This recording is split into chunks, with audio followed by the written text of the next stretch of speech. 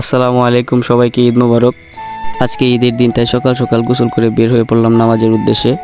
তো আজকে বৃষ্টি না থাকায় মাঠে এসে দেখলাম অনেক পরিচিত মুখ, দেখে খুবই ভালো লাগলো বিষয়টা। অনেক দিন পর সবার সাথে দেখা, তাই খুবই ভালো লাগতেছিল।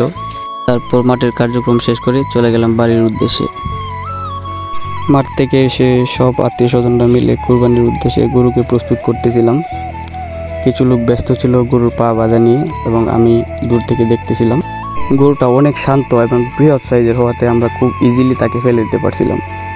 এই মুহূর্তে গরুটার জন্য আমার অনেক মায়া হচ্ছিল, কিন্তু কি আর করার, আল্লাহর উদ্দেশ্যে কুরবানি দিতেছি, আল্লাহকে সন্তুষ্টি করার জন্য।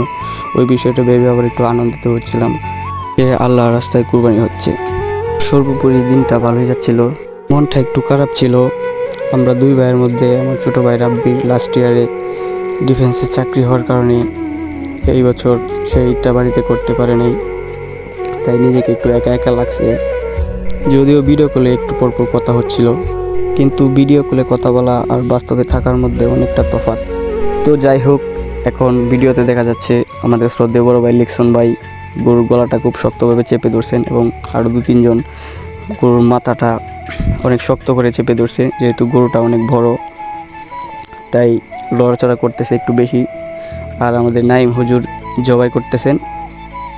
আমাদের গরুটা একটু বড় হওয়াতে গলাটাও একটু বড়, সেই তুলনায় আমাদের ছুরিটা একটু ছোটো হয়ে গিয়েছে, তাই জবাই করতে একটু কষ্ট হয়েছে, বাট জবাই শেষ হয়েছে আলহামদুলিল্লাহ।